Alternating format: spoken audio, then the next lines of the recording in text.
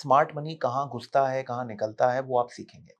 तो उसी चीज़ों में से मैं आज आपके साथ 10 कॉन्सेप्ट्स ऐसे शेयर करूँगा, जो आपको एक बेटर ट्रेडर बना सकते हैं एंड अगर आप ध्यान देंगे तो प्रॉफिटेबल भी बना सकते हैं आपको।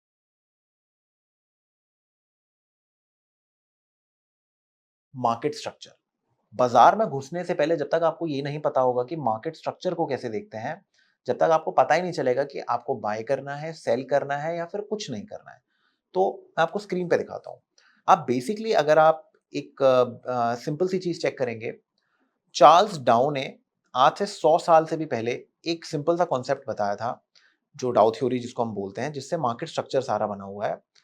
प्राइस ऊपर जाती है, पहला डिप लेती है, फिर ऊपर जाती है, फिर डिप लेती है। ये जब जब तक चलता रहता है, जब तक मार्केट एक अप ट्रेंड में रहती है। तो उसको हम क्या बोलते हैं?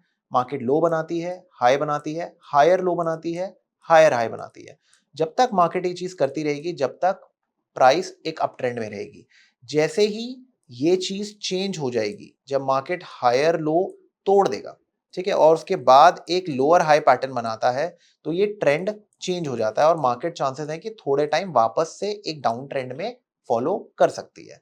तो इसको बोलते हैं मार्केट स्ट्रक्चर। अब आपको ये समझना होगा कि जब आप ट्रेड्स प्लान कर रहे हैं, क्या आप अप स्ट्रक्चर में हैं कि डाउन स्ट्रक्चर में हैं? ये आप 5 मिनट पे, 15 मिनट पे, 1 घंटे पे, 1 दिन पे, 1 वीक सब पे देख सकते हैं। जितना हायर टाइम फ्रेम होगा, उतना बेटर आपका कॉन्सेप्ट सही रहेगा। सो मेक श्योर इस चीज़ को आप अपनी ट्रेडिंग स्ट्रैटेजी में इंक्लूड करें।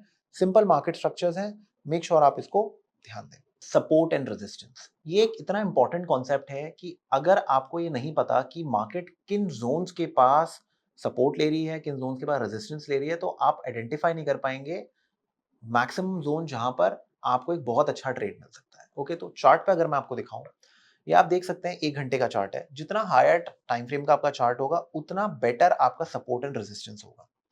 सो अगर आप यहाँ देखेंगे, मैं अगर इस जोन को मार्क करता हूँ, एज यू कैन सी, ये मैंने एक जोन मार्क किया है। ठीक है, मैंने ऊपर के विक को पकड़ लिया है। कैंडल स्टिक के अंदर 4 चीज़ें होती हैं, हम लोग ऊपर के विक को पकड़ते हैं, ठीक है?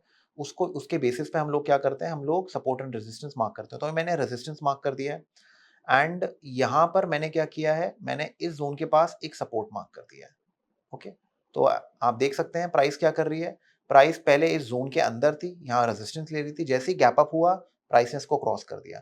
मार्केट पूरे टाइम एक सपोर्ट रेजिस्टेंस बनाती रहती है, उसको फॉलो करती है, उसको ब्रेक करती है, वहाँ से रिजेक्ट करती है, फिर दोबारा से उसको टेस्ट करती है, पूरे टाइम मार्केट इसी ज़ोन के अंदर फॉलो करती रहती है। सो मेक श्योर आप सपोर्ट एंड रेजिस्टेंस को मार्क करना सीखें एंड उन ज़ोन्स के पास आपको सबसे बेहतरीन ट्रेड्स मिलेंगे।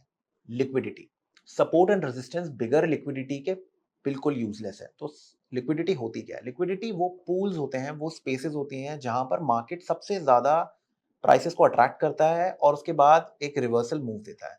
तो आप यहाँ देख सकते हैं, मैंने चार्ट पे आपको दिखाया हुआ है, प्राइस यहाँ पर ऊपर गई है, एक रिजेक्शन हुआ, दोबारा रीअटेम्प्ट दिया। काफी सारे लोगों ने यहाँ पर एक रेड कैंडल देख के एक बाय प्लान किया होगा सेकंड पुल बैक पे और एकदम से मार्केट में एक बड़ी कैंडल आ गई। इसको हम बोलते हैं लिक्विडिटी।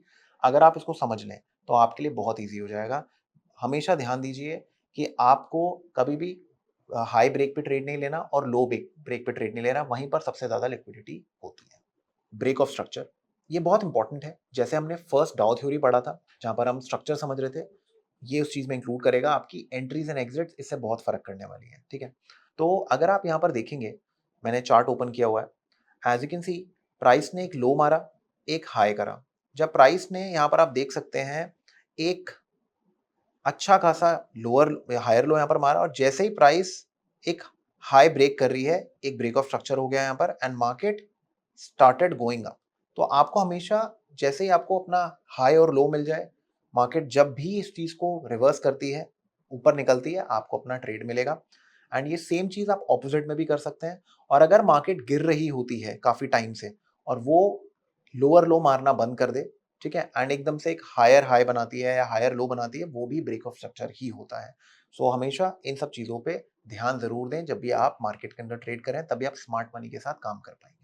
एफ वी जी, जिसको हम बोलते हैं फेयर वैल्यू गैप्स, ये एक बहुत इंटरेस्टिंग कॉन्सेप्ट है जहां पर हम लोग इम्बैलेंसेस को आइडेंटिफाई करते हैं। इम्बैलेंस का मतलब क्या होता है? जब एक पार्टी दूसरी पार्टी पे बहुत ज़्यादा हावी हो जाती है। फॉर एग्जांपल, एक बड़ी कैंडल अगर बनती है, तो वो ये दर्शा रही है कि यहाँ पर सेलर्स नहीं थे, बायर्स बहुत जल्दी मार्केट को ऊपर ले गए। तो जनरली जब इनकम्प्लीट ऑर्डर्स कहीं पर रखे होते हैं तो प्राइस हमेशा वापस आती है उसको चेक करने के लिए।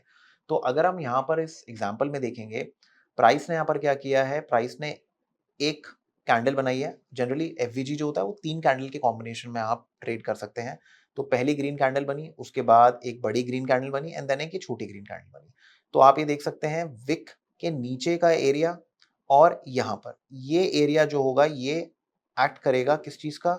एक फेयर वैल्यू गैप का। तो मार्केट क्या करती है, जब भी वापस इस जगह पर आती है एंड देन एक ग्रीन कैंडल बनाती है, इन ज़ोन्स पे आपके पास सबसे बेस्ट बाय एरियाज़ आपको मिल सकते हैं। तो आप इसमें प्लानिंग अपनी कर सकते हैं। ओके, तो FVG is important, make sure आपका structure and everything is aligning and आप इसको यूज कर सकते हैं अपनी ट्रेडिंग को बेटर करने के लिए। चेंज इन पोलैरिटी, जिसको हम रेजिस्टेंस एंड सपोर्ट फ्लिप भी बोलते हैं।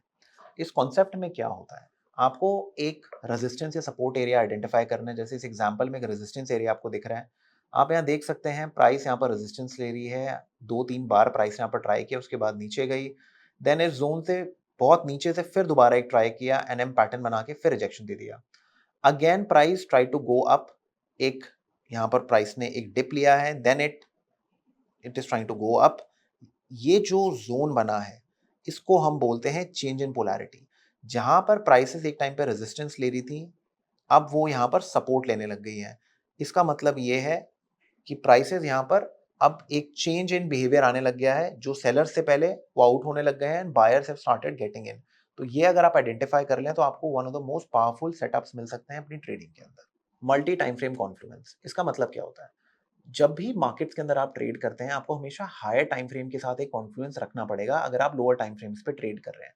तो फॉर एग्जांपल अगर डेली टाइम फ्रेम पे मार्केट अप है एंड आप 5 मिनट के टाइम फ्रेम पे अप डायरेक्शन में काम करेंगे, तो chances of success are higher because higher time frame पे जो प्रेशर है वो आपका अपसाइड पे, मार्केट चांसेस है अपसाइड पे ज़्यादा जाने का। तो आपको हमेशा मेक श्योर करना है कि आप अपसाइड पे ही ट्रेड करें।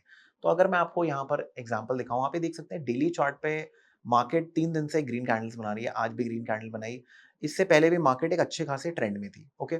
अगर मैं यहीं पर 15 मिनट के अंदर चेक करूँ कि मुझे कहाँ पर डायरेक्शन में ट्रेड लेना है, क्या करना है, तो आप यहाँ देख सकते हैं मोस्ट ऑफ द टाइम्स मेरा जो एक ऑब्जेक्टिव होगा वो ये रहेगा कि अगर मेरे को कोई भी ब्रेक ऑफ स्ट्रक्चर मिलता है, okay?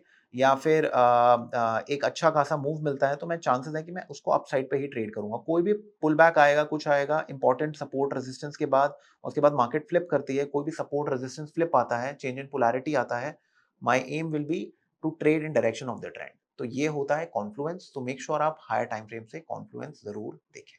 Avoid trading in consolidation, आपको कंसोलिडेशन को समझना बहुत ज़रूरी है जब भी आप ट्रेडिंग करते हैं। मैंने अभी आपको स्टार्टिंग में बताया था कि आपको ब्रेक ऑफ स्ट्रक्चर या मार्केट स्ट्रक्चर को पढ़ना है। मार्केट स्ट्रक्चर क्या होता है कि प्राइस हाई बना रही है, फिर हायर हाई बना रही है, उसके बाद हायर हाई बना रही है, तो ये अप ट्रेंड है। जब मार्केट लोअर हाई बनाती है तो ये डाउन ट्रेंड हो जाता है।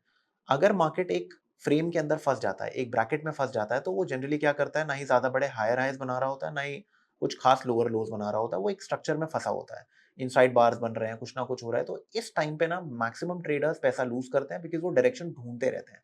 सो मेक श्योर आप वहाँ पर ब्रेक ऑफ स्ट्रक्चर या सम सॉर्ट ऑफ एफवीजी आपको अगर मिलेगा, रीटेस्ट आएगा, आप उसकी वेट करें एंड तभी ट्रेड प्लान करें अपना। इंड्यूसमेंट, ये एक बहुत कॉमन कॉन्सेप्ट है स्मार्ट मनी का। उनका काम बहुत क्लियर होता है, उनको एक आम रिटेल को इंड्यूस करना होता है जिससे वो सस्ते पे खरीदें और रिटेल को महँगे पे बेचें, ओके? क्योंकि at the end of the day जब तक वो अपना सौदा नहीं निकालेंगे, वो प्रॉफ़िट नहीं कमा सकते और सौदा निकालने के लिए कोई चाहिए, तो वो कौन होता है? वो रिटेल होता है। तो आप कभी भी देखा करिए आईपीओज़ जब हायर प्राइसेस में निकाले जाते हैं, कुछ करते हैं, तो एक हवा चलती है एंड वो हवा जनरली रिटेल को इंड्यूस करती है। सेम चीज़ ट्रेडिंग के अंदर भी होती है। मोस्ट ऑफ द टाइम आप हमेशा हायर कैंडल्स पे खरीदते हैं। अगर मैं आपको यहाँ पर चार्ट पे दिखाऊँ, आपको एक चीज़ समझनी पड़ेगी कि जनरली जो ऑडियंस होती है वो यहाँ पर इतना ध्यान नहीं देती है, वो या तो इधर ध्यान देती है या फिर हायर कैंडल्स पे ध्यान देती है और जब वो मूव्स चलना बंद हो जाता है तो फिर वो क्वेश्चन करने लग जाते हैं कि वो चल क्यों नहीं रहा है।